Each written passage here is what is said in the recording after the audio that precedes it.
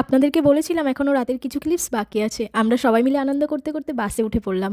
আর ওই যে দূরে একটা দাদা যেই দেখেছে ভিডিও করছে সেই হাই করা শুরু করে দিয়েছে। দেখতে দেখতে আমরা মামিদের বাড়ি পৌঁছেও গেলাম। আর গেটটা কি দারুণ করে সাজিয়েছে। এখন সবাই বাস থেকে নেমে এক এক করে ভিতরে চলে যাচ্ছি। আমরা প্রথমে এই পাশের প্যান্ডেলটাই চলে গেছিলাম। কি মারাত্মক ভুল, তাই না? এটাও মামিদেরই প্যান্ডেল, তবে এই পাশে ছিল খাওয়ার প্যান্ডেল আর ওই পাশে ছিল বিয়ের প্যান্ডেল।